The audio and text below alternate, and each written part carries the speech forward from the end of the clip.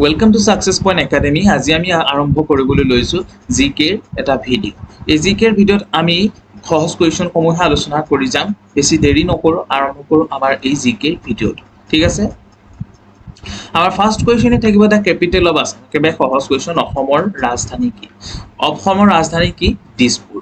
এতিয়া আমি জানো যে দিছপুৰৰ বিষয়ে যে Dispur became the Assam's capital in 1973। যে 1973 চনত কি হৈছিলে? আমাৰ অসমৰ কেপিটেল হৈছিলে। ক'ৰ পৰা অনা হৈছিলে? শ্বিলঙৰ পৰা কেপিটেলখন অসমলৈ অনা হৈছিলে, দিছপুৰলৈ।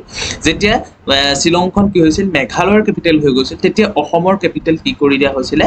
দিছপুৰ কৰি দিয়া হৈছিলে। It is A part of Guwahati city. Guwahati চিটিৰ এটা কি পাৰ্ট বুলি কোৱা হৈছে। ঠিক আছে, আমাৰ next question, which is the largest river island in the world? যে বিশ্বৰ ভিতৰত আটাইতকৈ ডাঙৰ নদীদ্বীপটো কি? Option A Majuli, option B Umananda, option C Dibrugarh island, option D Bhupen island. হয়, আমি এইটো জানো যে option A Majuli. Majuli is the Brahmaputra river world largest island. আমি সকলোৱে জানো যে মাজুলী কি? ব্ৰহ্মপুত্ৰৰ এটা থকা ডাঙৰ নদীদ্বীপ। It is a famous for the satras established by Srimanta Sankardev. তাত শংকৰদেৱে যিবিলাক সত্ৰ স্থাপন কৰিছিলে, সেই সত্ৰৰ কাৰণে বিখ্যাত আমি বুলি জানো এই মাজুলী। আমি জানো মাজুলী। ঠিক আছে, next question, who build the Rang Ghar in Sivasagar? যে শিৱসাগৰত থকা ৰংঘৰটো কোনে বনাইছিল? Option A Rudra Singha, option B Pramatta Singha, option C Gadadhar Singha, option D Kamaleswar Singha. আমাৰ হ'ব option B Pramatta Singha. The Ronghor, Asia's first amphitheater, was built by Ahom king Pramotta King in the 18th century. যে 18শ শতিকাত প্ৰথমটো এম্পিথিয়েটাৰ আমাৰ এছিয়াত কোনে বনাইছিলে? প্ৰমত্ত সিংহই বনাইছিলে। সেইটোৱেই হৈছে কি? ৰংঘৰ।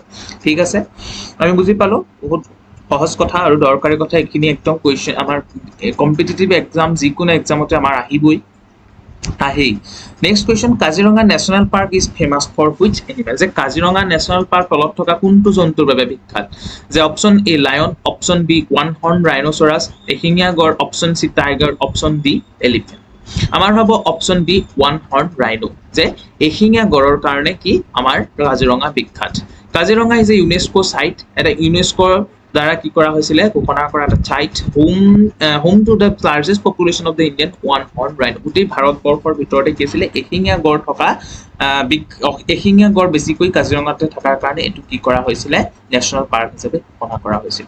ঠিক আছে, সম্পূৰ্ণ ভিডিঅ'টো চাবৰ কাৰণে সাকসেছ পইণ্ট একাডেমি এপটো ডাউনলোড কৰক, যিটো লিংক আমি ডেছক্ৰিপশ্যনত প্ৰভাইড কৰিম। আৰু আমাৰ ওচৰতে এটা স্ক্ৰীনশ্বট থাকিব। সেই স্ক্ৰীনশ্বটটোত আপোনালোকে এপটো চাই প্লে ষ্ট'ৰ বা এপ ষ্ট'ৰৰ পৰা ডাউনলোড কৰি ল'ব পাৰিব।